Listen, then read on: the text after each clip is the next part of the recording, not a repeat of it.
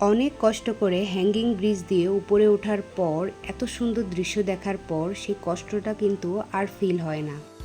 360 rooftop day থেকে আমরা কি দেখেছিলাম সেটা নিয়েই থাকছে আজকের ব্লগ।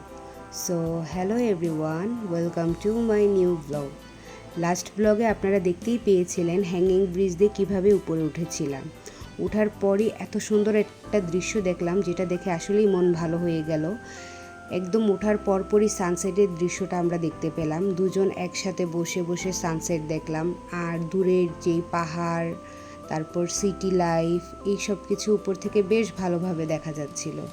তো এই যে সূর্য প্রায় ডুবে ডুবে অবস্থা, আর এর মধ্যেই তখন আবহাওয়া প্রায় বলা যায় যে ঠান্ডা ঠান্ডা হয়ে গিয়েছিল, অনেকটাই কুয়াশা পড়ছিল মনে হচ্ছে, আবার একটু মেঘও দেখা যাচ্ছিল। বাতাসে একদম আমার অবস্থা খারাপ হয়ে যাচ্ছিল, মনে হচ্ছে যে আমাকে বাতাসে উড়িয়েই নিয়ে যাবে। তো যাই হোক, আমরা এখানে বসে বসে দুজনে প্রকৃতি এনজয় করছিলাম, সুখ দুঃখের আলাপ করছিলাম। যাই হোক, জীবনে চলার পথে অনেক অনেক বাধা আসবে, অনেক স্ট্রাগল করতে হবে, কিন্তু সেই সাথে একটা জিনিস মনে রাখতে হবে, প্রিয়জনের পাশে কিন্তু ছায়ার মতো থেকে সবসময় তাকে সাপোর্ট দিতে হবে।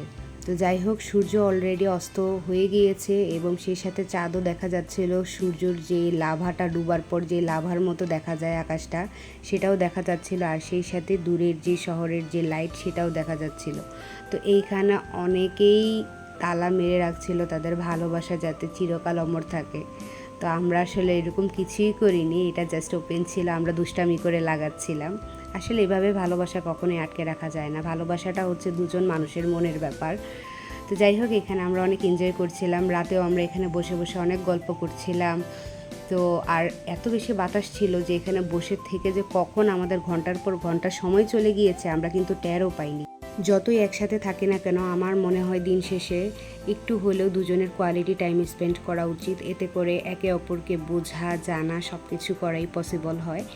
তো আমরা এইখানে বসে বসে আমাদের লাইফের যত কথা ছিল সব কথা বলছিলাম আমরা, আর পাহাড়ের উপরে এত সুন্দর বাতাস, এত সুন্দর প্রকৃতি, সেই সাথে আমরা দুইজন আলহামদুলিল্লাহ আলহামদুলিল্লাহ।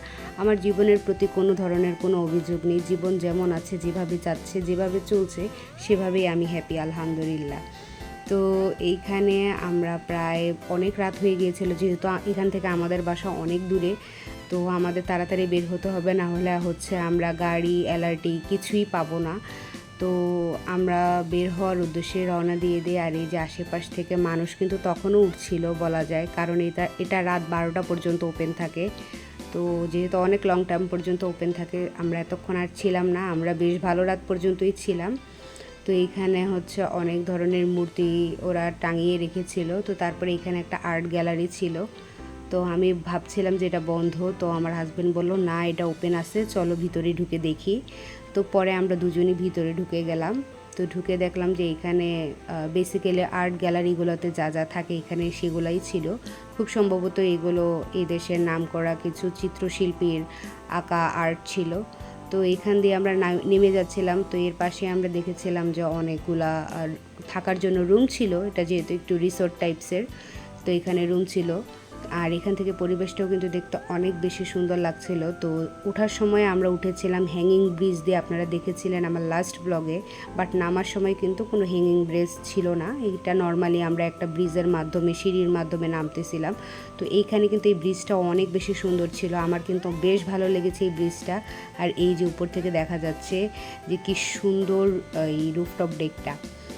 আর রাত যেহেতু প্রায় মোটামুটি অনেক হয়ে গিয়েছিল, মানুষজনও কমে এসেছিল প্রায় বলা যায়।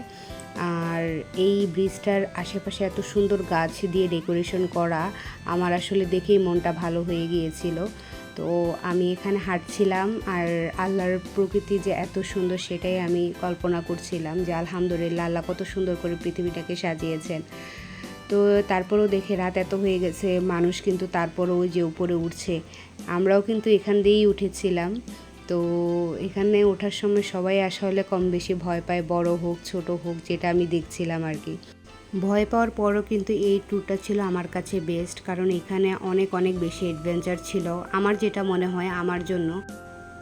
তো তারপরে হচ্ছে আমরা নিচের দিকে নামছিলাম। তো নিচের দিকে নামার পথ ঠিক সেম, আমাদের পাহাড় মানে এটা ঢালুও ছিল আর কি। তো এই যে আমরা নামছিলাম, আর এই যে উপর দিয়ে মানুষ এখনও যাচ্ছে। তো আজকে আমার ব্লগ ছিল এতটুকুই। সবাইকে আমার ব্লগ দেখার জন্য অনেক অনেক ধন্যবাদ। সবাই আমাদের জন্য দোয়া করবেন, আপনারাও ভালো থাকবেন।